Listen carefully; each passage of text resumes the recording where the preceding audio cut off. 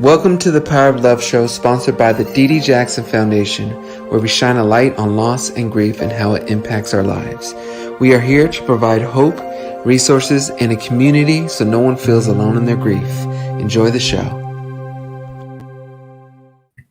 Thank you for joining us today. It is Wednesday, September 9th, 2020. You have TJ Jackson and Tosh Jackson here live on the Power of Love show. Sponsored, of course, by our late mother's foundation, the D.D. Jackson Foundation.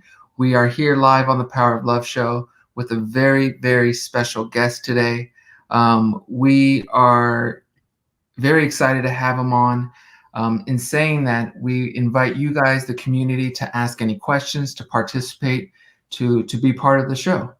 And before Taj and I talk about what we've been up to as we like to start the show, we have to give our disclaimer. We are not licensed therapists. We are just ordinary people who've experienced loss in our lives. We've been impacted by it, and we've learned from it. So we like to share our opinions and what we've learned in an attempt to help you get through whatever it is you are going through. Saying that, if you need professional help, we urge you to seek it and to find it. Do not just rely on us. Tosh Jackson, as I said, September 9, 2020. It's been a crazy year, but before we dive more into the year, I want to ask, how has your week been? It's been okay, TJ. Taylor had a ear appointment, like I guess a yearly one where, because originally when she was born, she had a lot of fluid in her ear. And then we did, I think, a 6-month one where she was too squirmy, so they couldn't really test it out. So this was the first time, and she passed and everything like that. So that's good. But there was a certain test that she couldn't do because she still wasn't paying attention as much. But no, so that's it. Anytime I have to leave the house, that's why I tell you this, because it's called leaving the house story. Where you have to get dressed. Oh, you got muted now. No, I can't hear you. Now I can hear you. You can hear me now? Yes. I don't know what's up. You can hear me? Yep. Okay. Well, I can't hear you, but I'm going to just explain. I'll do the invite for our guests, and I'll try to get back on so that we can get our show. Can people hear both of us? Can people hear both of us? I want to hear on the chat. So let me do the intro for our guest. And then I'll let you take it over while I try to fix this situation.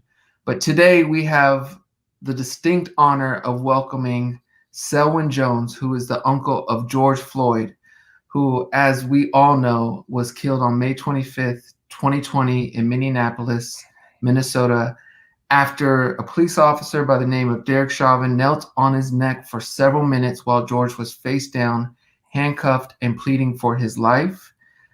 Today, of course, we remember and honor George by speaking to his uncle, Selwyn. And obviously, the passing of George hit us all. I don't care what color you are. It hit us all. And, I don't like to compare passings in any way. But in a way, it's similar to our passing and us losing Uncle Michael, because it was something that the entire world was shaken up by and was affected by, will always remember.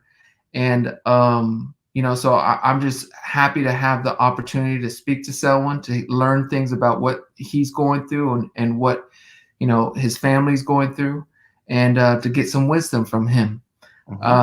Saying that, I unless Taj, you want to add anything, this is a very special guest. I'm going to bring Selwyn on.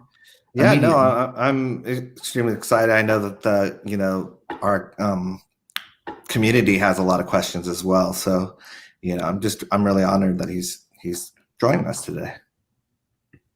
So, Selwyn, you are here. How are you, my man? I'm gonna dip in and out, but the first thing I want to ask you, first of all, is how are you? Man, I'm going through life. I'm trying to do everything that I possibly can to prevent that situation that happened on the 25th from ever happening again. Because racism is hatred. Hatred is racism. And you know, man,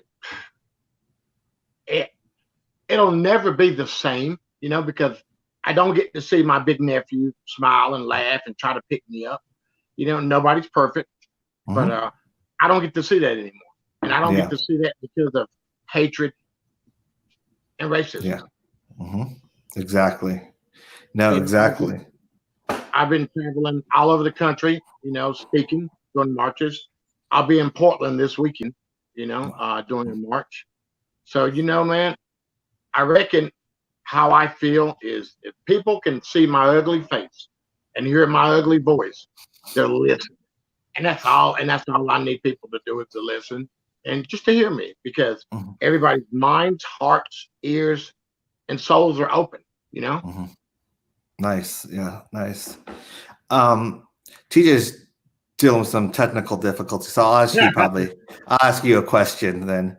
Um, how do you think the media has played its part in this, and in terms of, do you think they've been fair to you and your family in a You way? know, for me, every time I get an opportunity to uh, Mhm. be on a show like this, to be able to communicate, hey, it's Mhm. wonderful for me, you know, Yeah. because the more people see me, the better chance I got to change the Yeah. world. Or to Exactly. possibly make my baby's life, because I've got a 5 and a 7-year-old. I Mhm. go through the same things that I went through or you went through because of the color of our skin, you know? Mhm. So I media hasn't been bad, you know. Uh, it's people that run things that are trying to Mhm. influence the media to go a certain way. But let's Got be it. real, Todd. 6 billion people seen that video, and Mhm. if you're gonna tell me that it looked like cold-blooded murder, killing a big buck, a trophy buck, Mhm. I don't know. I don't know what you was looking at that particular. You Exactly. know? Yeah. No, and I think that was, a strong point to make, that, seeing the video, you know, you can't spin it another way. It's like the evidence is there in terms of the racism is there, the hatred is there, as you said, in terms of that, the disregard is there. And, unfortunately, for me, I feel like, TJ mentioned, my Uncle Michael and our Uncle Michael, and it's like certain sacrifices, in terms of they changed the world in a way. No one will ever forget George Floyd and what he, not only the conversation that we're now having and everything but it really shined a spotlight on the racism that still exists when they claimed that there was no racism anymore. We knew Okay. better, but I come from North Carolina, Mhm. sharecropping tobacco farm boy. We used to live in a house without running water. We used to live in a house without indoor plumbing. Uh, so it's pretty safe to say that we were probably the poorest people in the county, literally. Mhm. And I remember how people looked at you that came and they looked at you like you were absolutely nothing because Yeah. of the environment in which you were in. And Lord knows if my mama could have did better, trust me, you know, it would Yeah. have been done. But just certain phases in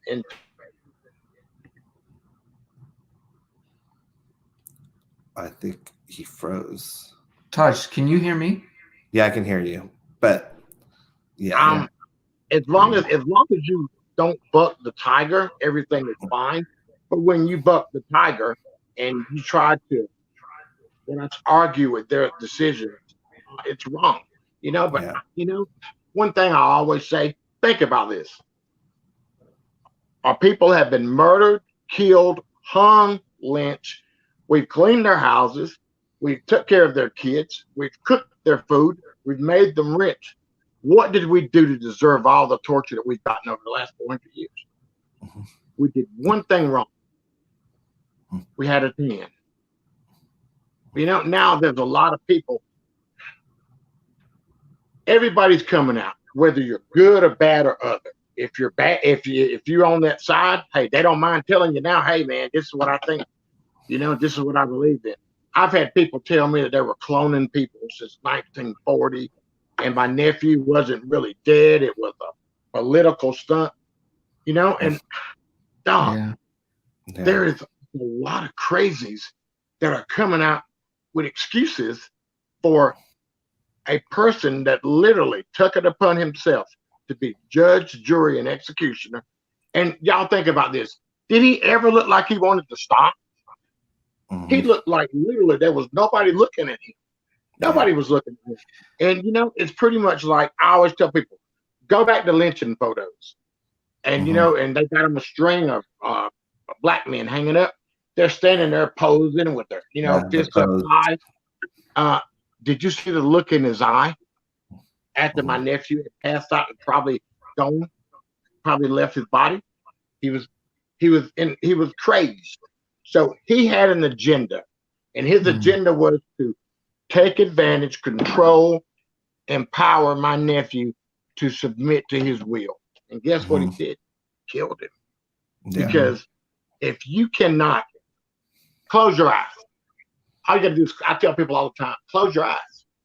Hear him torture. Imagine being someplace where there's nothing you can do but take it. You know, one of the things that really touched my heart still is the first photo you see when he's looking back. Imagine that. Imagine being petrified, knowing, oh God, what's going to happen? And he 8.5 minutes. First of all, he was 6'7", 245-pound monster. So he was a little bit man plus a man. You know what I'm saying? You generally, the brain without air, 4 minutes, you know, you lose consciousness. He fought for 7.5 minutes for his life. He fought. He did not want to go. But you know what I always say, man, two things happened. The Lord said, hey, we're going to pick you to be the sacrificial lamb to change the world. People in the world, how monsters and devils work. And boy, we've seen him go to work. We've seen him go to work. Yeah. Definitely. Like I said, Selwyn, obviously the world has been changed since May 25th. And one question I want to know from you, and I think the world wants to know, is we've seen a lot of coverage on George's passing, but can you tell us a bit of what George was like? What was he into? What kind of person was he? Him and Steven Jackson, that used to play for the San Antonio Spurs, they were basketball was his love, his dream, his desire. But unfortunately, when you come from a certain place in the world, you need a certain kind of back end or a certain kind of emotional assistance to carry you from being, let's say, Justin Timberlake to Michael Jackson. You know, that's fair assessment. And you know, he grew up. They were living in the ghetto, 5th Ward, Houston, Texas. And you know, he had to fight and battle for everything to keep food in the family. To keep, you know, he went to college and he felt like it was more important to take care of my sister by doing what he had to do. You know, because that, you know, country boys love their mamas, city boys love their mamas, but country boys got a little bit more, you know, and did what he could do, you know, to survive. And you know, he was a big, funny, laughing dude. You know, when they were younger, I'm 9 years older than he is. I used to pick him up and, you know, and lock him in the trunk of the car, make him cry, you know, and lock him in the car, knowing all they had to do was open the door and get out. You know, and I'd have them. They were mine. Well, I figure around the age of 23, 24, he got to weighing about 235, 40 pounds. And he used to pick me up and shake me. Hey, you want to play Uncle Selwyn? You remember how you used to do me? No, I don't want to play with you, man. I don't play with you. You know, I saw him probably, I don't know, 8 months ago. You know, we stopped down I went to see him in Minneapolis. I live in South Dakota. And, you know, we're standing out in front of the Salvation Army where he used to work. And I'm like, okay, baby boy, I love you. I'll see you later. And I went there, you know, getting a little pound. And no, don't you pick me up in front of all these people, man. What's wrong with you? You know, so he was a gentle giant. You know, Yeah. if he had to smile. And you know, and we have a old philosophy in our family: a smile a day will keep all the demons away. You know, so you know, if you can muster up a smile a day, no matter what you're going through, it always makes your day better. And like I've said before, if there was any possible way of him smiling when he knew he was leaving this world, I could see him smiling, knowing he was going to go see his grandma and his mom. Because I know what my mom said. How's that boy of mine doing? I've been looking down at him, and he's sort of a little bit crazy there, you know. So you know, so I just know that there's very few people I can honestly say that cheer me up anytime, day or night. And he was just one of those people, man. You walk in a room because of a big stature, and you know. Oh, I think we got disconnected. That's another story, you know. But just a good guy, you know. And I always like to get this out. Everybody has trials and tribulations in their life, you know. Yes, exactly. Everybody has demons, you know. It's a matter of how you handle those demons, you know. And he was trying to take care of his and fix it, you know. So, but yeah, it is a loss, you know, because he's not a daddy, he's not a fiance, he's not a nephew, he's not an uncle, he's not any of the above because of one simple reason: power and control, hatred and racism. Yeah, exactly. TJ, we can't hear you anymore. No, but I'll take over. Okay, there you go. I have a question for you still. There. Selwyn, obviously, I truly believe everyone's life has been changed from that day. How has your life directly been changed since that day? I literally wake up and think of a way for this to go away. May the 25th, I didn't know. I didn't find out till the 26th. And ever since then, I honestly feel like Uncle has got to take care of nephew, because there's no way in the world I'm going to let him die in vain. It isn't how he lived before he died; it's how he dies. You know, and if you've got a heart, it showed. You know, because I do plenty of speeches now, and I'll have people crying. You shut your eyes and you think about, you know, what he was doing, how he was struggling, how he was asking, you know, and you watched a grown man just die. Darnella Frazier is who filmed it. God bless her little soul. She's an angel. Ever since the 26th of May, I've been possessed or obsessed to sit before beautiful people like yourself, so I can spread my word of equality and justice, man. Like I said, once again, I have a 5, a 4, and a 7-year-old, and I'm going to do everything in my power that they don't have to go through the crap that we've got to go through. So I'm doing a lot of lectures, Zoom calls for colleges, you know, because we have to start there.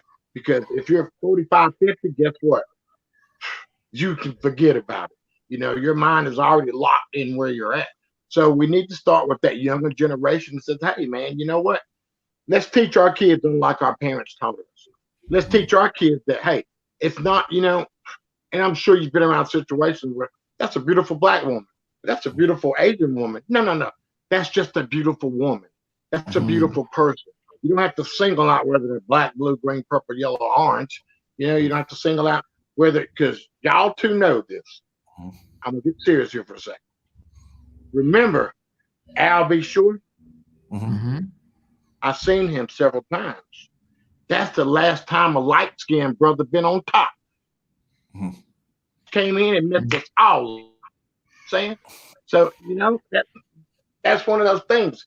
You know, dark brothers don't like light brothers. Light brothers don't like dark brothers. People don't like the color of your hair or how long your hair is. So there's racism in our big whole spectrum of things. But the one that has inflicted pain and suffering to us has obviously been the 400 years that we've had to bow down as a race to another man. And, you know, and we all are created equal. We all believe. So, brother, I'm talking and getting my face in front of everybody I see because my little boy, 4 years old, I love more than anything in the world. He started the school yesterday, and I had this kind of love affair with him. I miss him when we go to sleep because me being 54 and him being 4, time is short lived. And I want everything that I can possibly do to make his life better, to make it better. And let me tell you, our biggest problem in the world is being judged by the color of our skin, not from the content of our mind, the color of our skin. You know, and we got to do something about that, man. Selwyn, I truly believe the whole event, the whole fiasco, the whole sadness, the whole tragedy helped spark all of us to bring together. Because I got a 20-year-old, and I don't think he really understood. You know, my brothers and I, we heard stories. We were aware of things. We were there for the Rodney King beating. We were there for certain events that let us know about the injustice and the discrimination and things like that, and being judged by your color of skin. I don't know if today's generation had anything concrete. And I think George Floyd is something that has mobilized them and let them know this isn't the future we want. And although I'm cautious and concerned, or I should say not completely optimistic, I at least feel we're going to be much better off going forward as a world. You know what I mean? Because of we're coming together. There's obviously some that are going to be themselves, that are going to still be in their racist and discriminatory ways. And I don't know what that solution is. But there's a lot of people that are realizing what blacks have been saying over time because of things like this. An old dog don't learn new tricks. If you're either one side or the other. You know, there isn't a middle ground in this particular situation. You know, you either feel a certain way or you don't. And somebody asked me the other night, will racists ever end? No, it won't ever end. You know, and we've got a couple reasons why it won't end. But the biggest reason why it won't end is because parents teach their kids how to be a certain way. Second thing is the ratio is 77% for 12. So, you know, that's a big disparity. It's going to be hard to get it all gone. Now, 2 or 3 generations from now, if we can start with the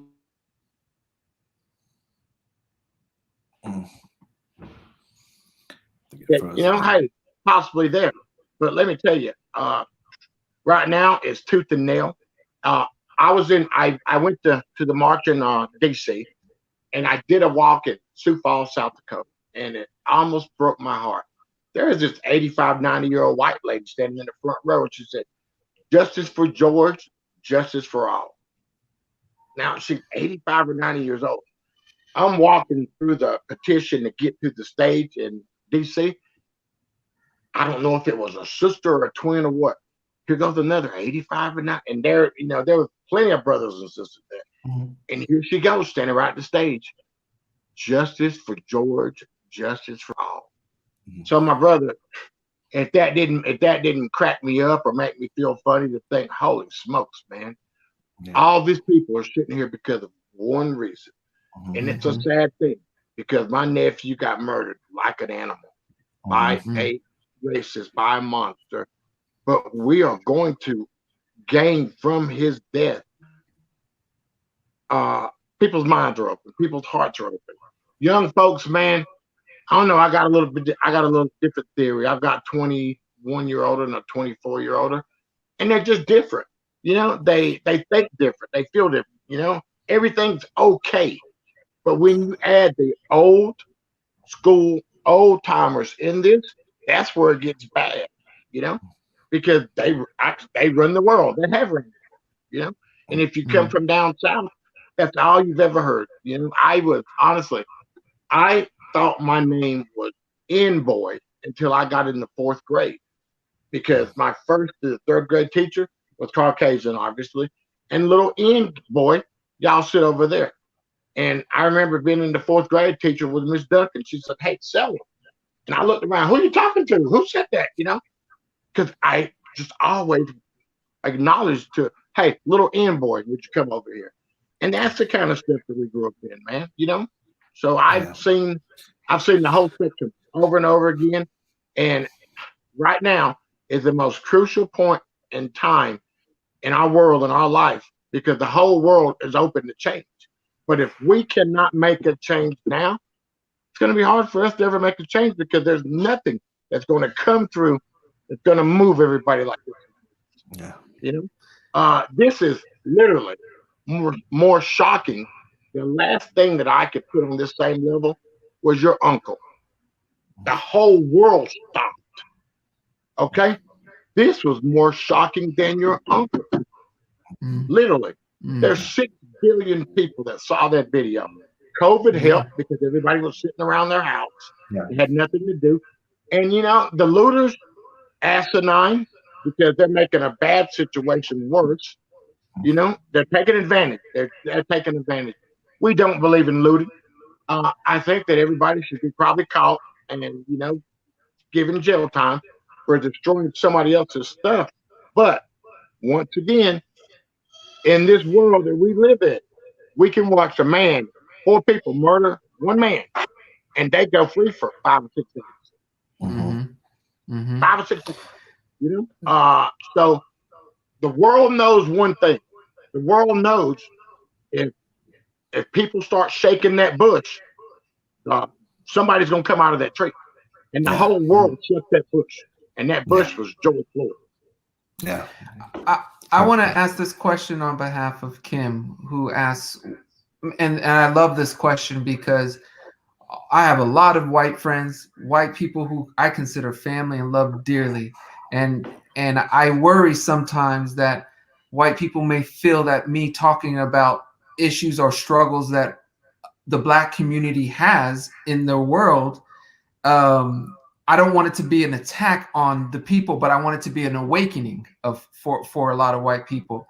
And this question I love for Kim: what do you think as a white woman I can do in my everyday life to make a difference? I feel helpless, but I want justice. Kim, you pray. Whenever you have an opportunity to speak your voice, because silence is pretty much just like, not giving a hoot.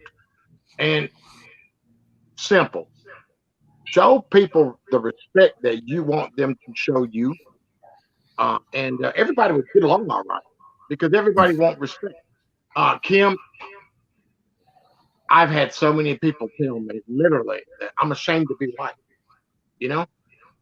The only people that I figure that should be ashamed to be white are those people that inflicted torture, pain, destruction on African Americans.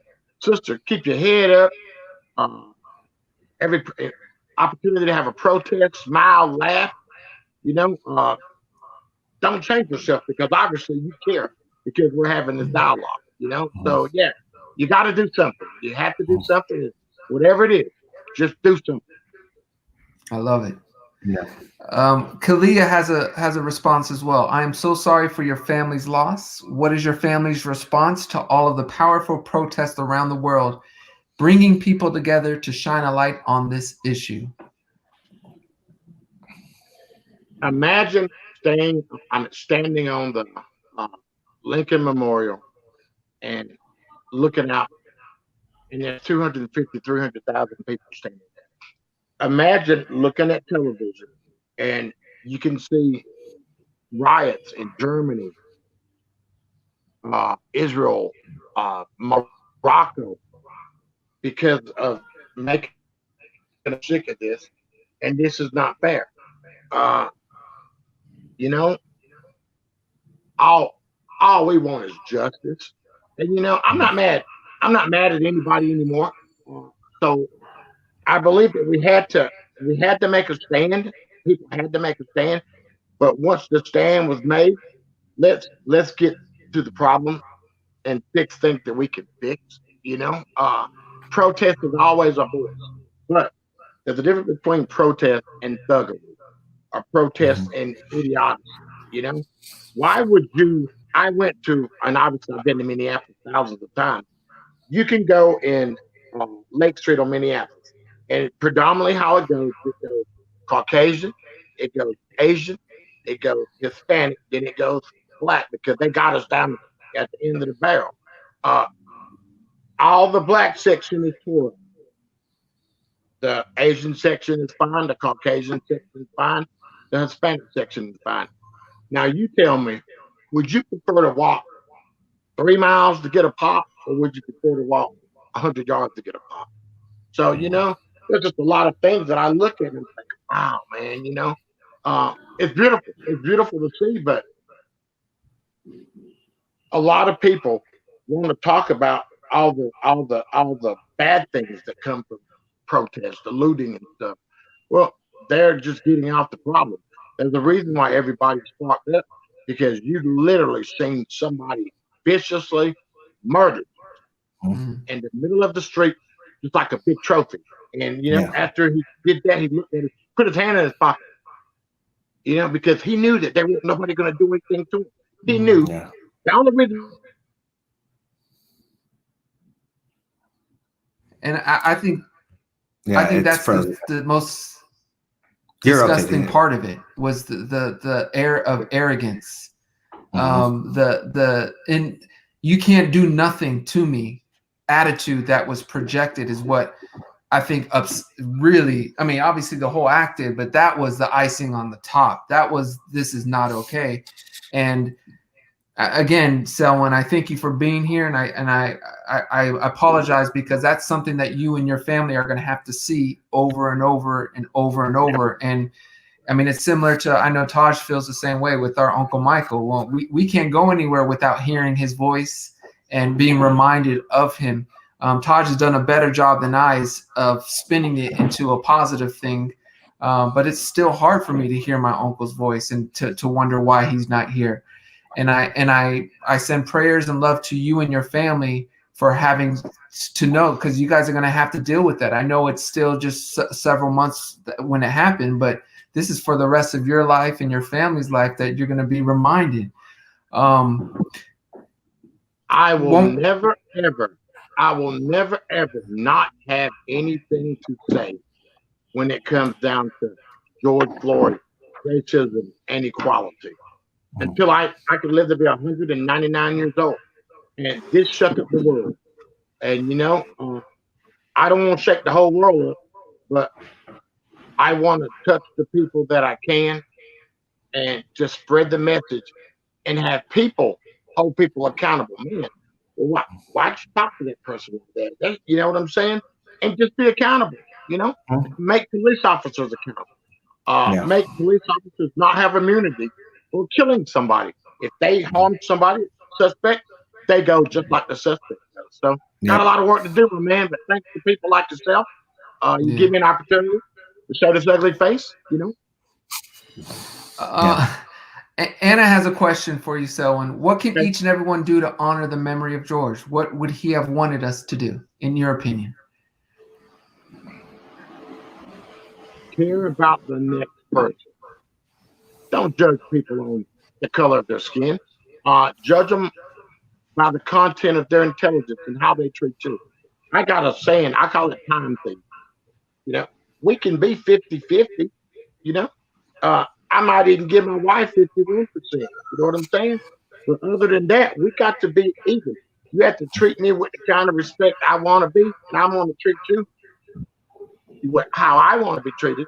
And just, we don't have to kill each other. We don't have to embarrass or shame or humiliate each other to feel like we're something special, because we're all God's children, my friend. We're all going to leave here one day.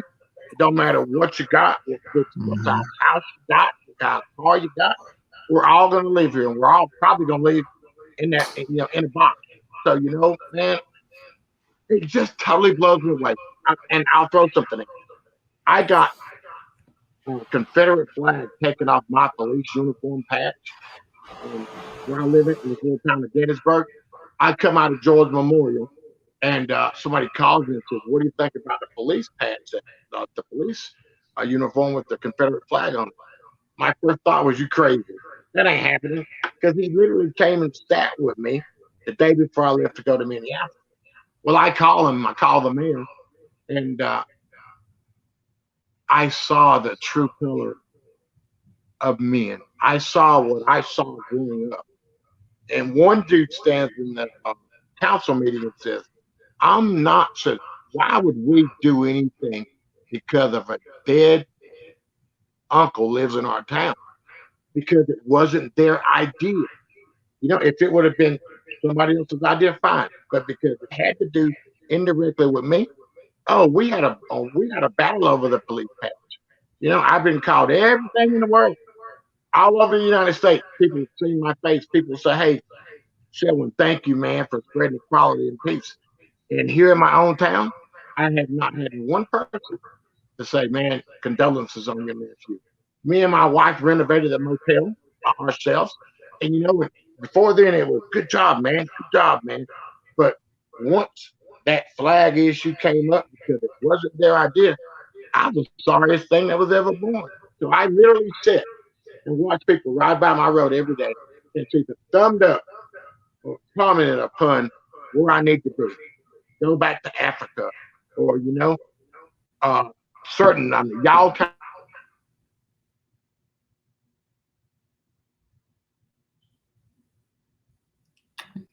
new You to there, me. someone?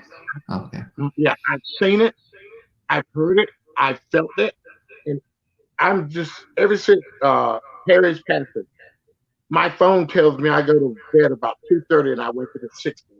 Because think about this: I'm 6'3", 247 pounds, and I have people that literally call me the bad word and ride by like I can't see them, I can't hear them.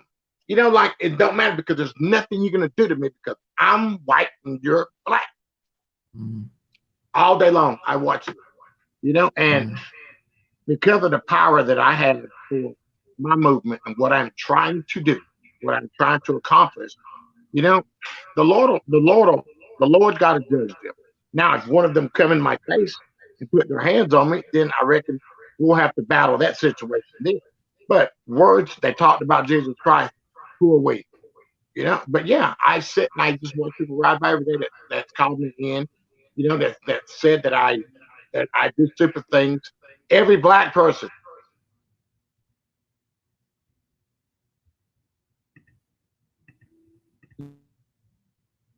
has something that I'm gonna say when you're in the middle of BFE, in the middle of the sticks, people always want to make excuses of what you are and who you are and why you are. They can't say, wow, he's been working his butt off doing a heck of a good job.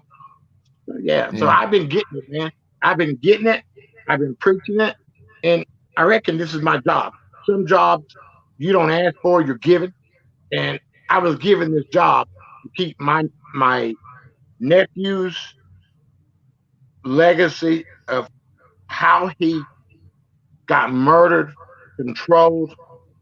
Uh, it showed murder, controlled, hatred, power, disrespect. That is my job. I can never let this movement stop as long as it's on my watch.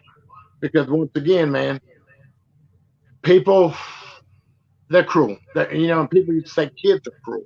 Well, you know, man, try looking at a person that you've known for 40 years and they look at you and say, you know what, you're a piece of crap. Oh, we lost him. It's not my okay. He's back. Okay. You're right. We got it. We're switching places. Yeah. Selwyn, okay, a couple more questions I got, and then we'll let you go. Obviously, this is hard for me to ask, but I know there's been. Let me say it this way: as a community, what can we do to make sure justice is served? And then on top of that, what is your opinion on the upcoming possible justice system? Are you concerned? Are you waiting? Are you not confident? Where are you at mentally on that aspect of this whole thing? My brother, I'm not mad anymore. I was mad when it first happened. I can't bring George back. I can only try to fix the things that I can fix. And, I've really got a big task. I'm trying to fix racism. I'm trying to fix the world. Uh, so my job is cut out. So I don't have time to think about what if, because I have a certain belief, and we all know the belief, my man. We all know the belief. Uh, I want to believe that everything will come out as it's supposed to, but because we've been in this world and we've been black men and we've been victimized so many, many, many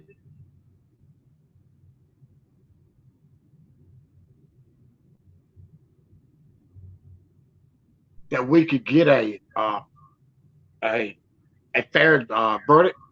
But honestly, we'll never get the verdict that I want. We'll never get the verdict that any black man wants. We'll never get the verdict. Absolutely not. Because my verdict would be life in prison without without parole or any chance of seeing the light of day. Well, we all know that probably won't happen. Just saying. That probably won't happen, and that's bad. But that's the world that we've lived in for 400 years. That's the world that we've lived in. And yeah. All right, Selwyn.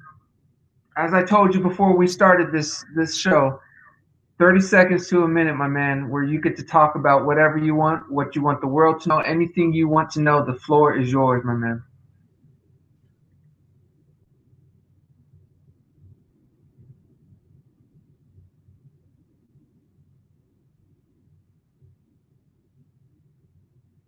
I think it froze. Coming in. Okay, so when you got to start over because we had some tech difficulties. Okay. I want everybody to know that we're all in this together. Treat people as you want to be treated. Respect the next man. It don't matter if you're driving a Maybach or a Pinto. It's getting you from point A to point B. Don't matter what you drive. Don't matter how big your house is.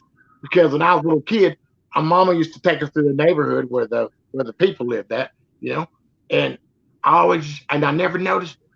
And about 2 weeks ago, I remembered tears in her eyes, and it just came to me. She wasn't taking me to show what they had. She was taking us to show what we could get, and all I want y'all is peace. Let's stop harming African Americans. Let's stop harming Caucasians. Let's stop harming, killing, hating. Let's just show some love. I'm trying to figure out a way where I can call y'all and say, hey man, I'm gonna be in California. We want to have a prayer service, so we can all get together, man, and just be okay. Because it ain't gonna take that. It's not gonna take one. It's gonna take a collective group to want to change. And hey, I'm the leader of the pack right now, man. We gotta do this. Gotta do it, man. This weekend in Portland should be exciting. We'll go there and I may have to run. Because Portland a little bit cray, but that's okay. I can still pick them up and put them down a little bit, but it's gonna be okay. I don't worry about on it. And this is crazy because you asked me earlier, what has changed in me? My man, people ask me every day, do you ever worry about yourself? I honestly say that I really don't. What's going to happen, it's going to happen. And the Lord, I sure hope it's going to bless me and keep me, doing what I'm doing. But I know that I'm honestly making a change. I know that I'm honestly doing something that we needed to have been done. I'm not the fire-breathing dragon preacher. What I am is just a good old country boy that got my nephew back because nobody else had his back. Well, Selwyn, you were a huge inspiration to so many of us. Thank you for your knowledge. Thank you for your for everything. I'm reading through the comments, and a lot of us have learned a lot from you, from your poise and graciousness, and your heart, and where you're at. So thank you. Keep on. Yeah. I do want to ask one question.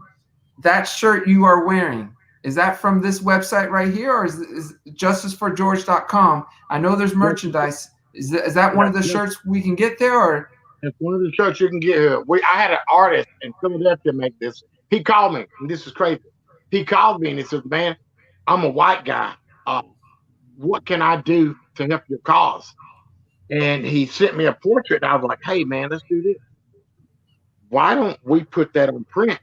And that'll be the official George Floyd shirt." And his name is Johnny Wilkins. He's absolutely the most wonderful fellow I've ever met. I met a 15-year-old kid that looks at the video, goes downstairs, come back upstairs, and says, "Mom, I want to help." By him. This is how we're sort of kind of keeping the ball going and helping ourselves, because I can't stop. I don't want to be that dude riding a bicycle, picking up cans, and having them go crush them to keep it going. But if it takes that, I have to. Never stop, never quit. Quitters don't win. Winners don't quit. I love it. Taj, anything else you want to add before we close? No, just I'm super, thankful that you're on. And, one of the things that when you answered with Kim in terms of, just don't be silent, I think is a very important message to people when they say, what can I do? Because, if you hear racism or whatever, you have to check the person next to you or check that person. And because silence is almost like it's just as bad in a way if you don't acknowledge it and say, and call people out on it. And that's the thing. So I think that helps as well. And that's what's starting to happen more and more is that, people are starting to call out things. That's the young folks. I have a counselor at my baby school. And like I said, nobody has showed me any kind of affection or sorrow or anything. That's how them folks is. She texts me and she says, "Mr. Jones, I'm absolutely ashamed of how our town, our community, our people are treating you. When 2 weeks ago you were the good black guy that come here and spend X amount of dollars to renovate a motel." I'm telling you, I'm apologizing for my people, but I can't say anything out loud because if I do, I'm probably going to get divorced. So if you please could keep this conversation silent, I would appreciate it. And I appreciate somebody having the kind of heart to say, "Hey, man, I know we're wrong. I know we're wrong." But literally 1,200. Yeah, I'm the only black guy in town. Yeah. There's nothing you can do. So, and I said, "Sweetie, I appreciate it. You don't know how much it makes me feel to hear somebody like yourself telling me, they're wrong, but what can we do to change it? Can't do anything to change it. All I know is this: winners don't quit, quitters don't win." And I've been asked, "Hey, are you going to leave town?" Come on, man. Absolutely not. I came here to stay. I'm here to stay. That's all I got to say. Well, the world is better with you, Selwyn, preaching, man, and sharing your knowledge. So on behalf of my bro and I and our whole foundation, I want to thank you for joining us, for sharing your wisdom, sharing your experience. And our family's with your family, man. So, and the whole world is with you guys. So we send you love and prayers, and we'll be thinking of you and doing our part as much as we can. So until next time, my man, thank you again for joining us, and be safe, okay? Yeah, I shall. Hopefully we can do this again, but keep your head up. I'll keep my head up, and I will never ever say, now watch me, I will never ever say I got a dream. I'm on a journey, because the last brother that said he had a dream had a bad day. Yeah. Cool, man. Thank you. All right, Selwyn. Brother. We are signing off, everyone. We will see you guys next Wednesday at 1 p.m. for a new show. Until next time, stay safe and always practice love. Adios.